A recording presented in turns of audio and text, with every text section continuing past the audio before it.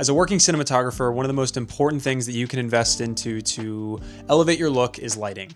And there's a lot of different lights out there, a lot of different brands, and there's also a lot of lighting technology that has developed over the last 10, 15 years that has really changed the game for accessibility for lighting.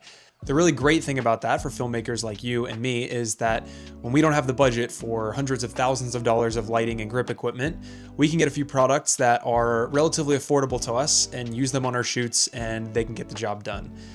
I think it's a really exciting time to be in the film space, and this video is going to highlight a product that falls into that very accessible, very usable, budget-friendly category in terms of lighting. If you're new to the channel, my name's Colin. I am a full-time DP working for a production company based in Ohio. We do everything from sports intro videos for professional teams to corporate videos to documentary, everything in between. You know how it goes with video production. Now, if you've seen any of my videos in the past, you'll know that I am very deeply invested into the aperture ecosystem. The product I want to talk to you about today is actually outside of that ecosystem.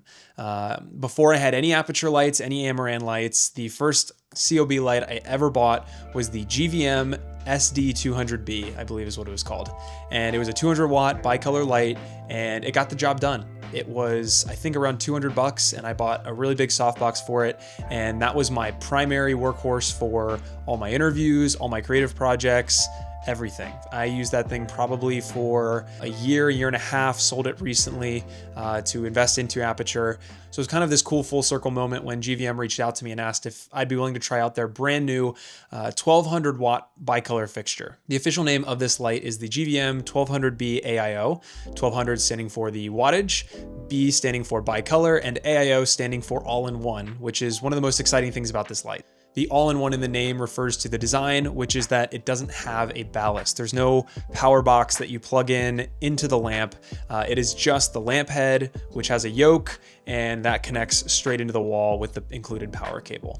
It's a really cool design that we've seen on smaller fixtures like Amaran's new Ray series and Halo series and some Nanlite fixtures, but a light of this caliber usually has a lot of beefy components to it, including that big power box. So to see something like this in an all-in-one design is really intuitive and really cool from GVM. Now, before we go any further, I do want to share, GVM did send me this light for me to keep and use, but these are my raw, unfiltered thoughts. I received the light from GVM last week, and I took it on a shoot earlier this week, and now I'm sharing with you my thoughts on how it worked, how it performed, and what I think moving forward with the light. There are no further stipulations. They're seeing this video in the same way that you are, just as a viewer, with my completely honest thoughts on the light. So as I mentioned, I got to take this out on a real client shoot, not just a test in my house, but a real client shoot. And the venue was actually perfect for a lighting fixture of this caliber. We got to shoot at Hinkle Fieldhouse, which is the basketball arena on Butler University's campus in Indiana. And it's a huge arena, so we needed something of this caliber. I actually rented out a second 1200 watt fixture. This was the Aperture 1200D. And so we had both of those side by side to light up our space, which, to be honest, still wasn't enough firepower, but that's just because the arena was so humongous. It was enough to get what we needed to do, which was 6 interviews throughout the day, and then B-roll for a majority of those interviews. So pretty typical in terms of doc style shooting. So we would shoot some interviews, then take the characters and do some B-roll, and the lights were very helpful, especially for the interview portions. We used the GVM 1200B AIO as our key light, and it worked really well. I opted for that as the key light over the aperture because I wanted to be able to control the color temp. The overhead lights in the arena that we didn't have full control over were somewhere around 4500, so the daylight would have looked a little bit goofy. We would have had some warmer color casts if we couldn't match our key to the overhead lights as opposed to outside. A lot of the windows were pretty well controlled, and so there wasn't a ton of natural light spilling in. There was more those overheads casting onto the rest of the background. So being able to have bicolor over a normal daylight fixture was really, really helpful. To be honest, I don't think I will ever buy just a straight daylight or tungsten fixture ever. With the amount of LED technology that is out now, I just think if you can go RGB, go RGB. It is so accessible now to be able to have that much control and that much wattage. Like, the technology just continues to go and go and go, and you've got so many fixtures that are just incredible for the price. The 1200B AIO does not have green magenta shift, which is a bummer, as that's something I've gotten very used to in my bicolor aperture lights, which technically with the new Blair engine are more than bicolor, but yeah, that's something I would have wished to see, was that green magenta shift. That's, again, just an extra level of control that I'm used to having that I didn't have with the GVM. But that being said, I think the interviews looked really, really great. I don't have any footage on hand to show you of the interviews, but I do have behind the scenes. You can take a look and see. Again, from my iPhone, it looked great. From the behind the scenes, it looked great. I was really happy with the light quality that was coming out of the 1200B. We had it on a very large light dome and the quality was great. It diffused great. Didn't look like it was too harsh in the center, so I think it gave a nice even spread over the softbox. We did have it double diffuse and it still had more than enough power. I think most times we were running around 75%. So even in this big arena, I think I had 4 stops of ND on our A-cam, which was the red Komodo, and usually we were shooting at or under 800 ISO. So with all those considerations, the 1200B was more than bright enough to cover what we needed it to output wise, and it was really great. It was our key light the whole day, so it was always in a softbox. But one thing that is really interesting too that GVM has included and sent me as well is this 3x optical modifier. Now, this is essentially a Fresnel, even though it doesn't have that Fresnel title on it. But yeah, it's basically just big thick piece of glass that you attach onto the front of the light, and it intensifies the beam. It's also got a little grid that you can put on that further focuses the beam in terms of just doesn't let it spill everywhere. When I first got the light, when it first arrived, I set it up in the living room. My wife was on the couch and I turned it on. And it was like the sun had come back up with how much light it just threw everywhere. So definitely in terms of output, the 1200B AIO is great.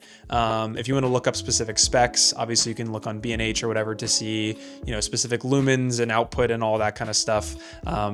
This video is mostly just going to be my real world experience with the light. In terms of usability, the all-in-one feature is really great, especially for smaller crews or solo operators.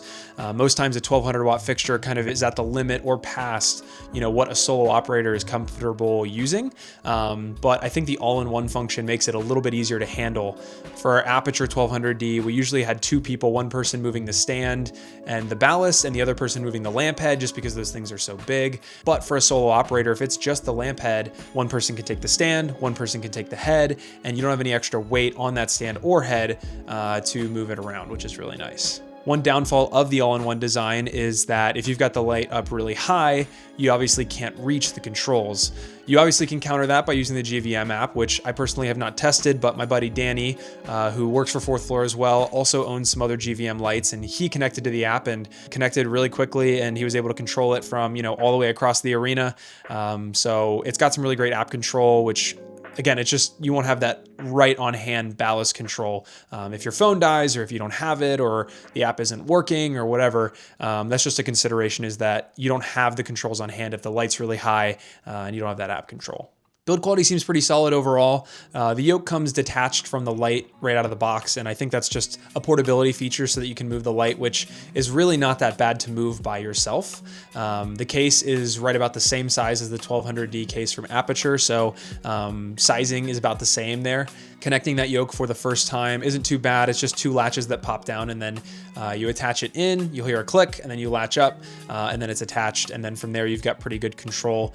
I did notice a little bit of looseness when I put the light on a baby pin, but I would recommend putting this light on a junior pin just because the all-in-one design makes it a slight bit bigger than other 1200 watt heads. But again, that all-in-one design reduces all the weight from the ballast, so I would recommend just putting it in a junior pin, combo stand if you have that, and there is no looseness whatsoever on that. Overall, I think this light's pretty solid. I think it provides some good output, and I think it provides some really unique features in the all-in-one design that if you're looking for max output with max portability, this light will be great for you. It also comes in at a really great price point compared to other brands, and so if you're looking for an entry point into this high wattage of fixtures, this would be a really great light to pick up. Obviously, if you're looking for premium or maximum compatibility with professional level sets, other brands like Aperture or Nanlite might be the way to go, but this is a really solid product, and GVM, you know, is continuing to prove that they want to stay in the fight and stay, you know, going toe to toe with those bigger brands, making products like this at this high caliber. Big thanks to GVM for sending this light out. Really appreciated having it, and obviously, you know, it was the key light at our shoot, so it made it happen and helped us make our day. So very appreciative of this light being sent out to us, and looking forward to using it in the future. Another big thanks to my buddy Andile Becker, who captured all of the behind the scenes content you saw in this video. I'll be using his footage and pictures to put together a full behind the scenes video of this shoot in a couple days. So stay on the lookout for that and subscribe if you haven't already to make sure you see the full breakdown of how this day went and everything that we accomplished. Again, thanks for checking out the channel, and I hope you have a great day. I'll see you in the next one. See you guys.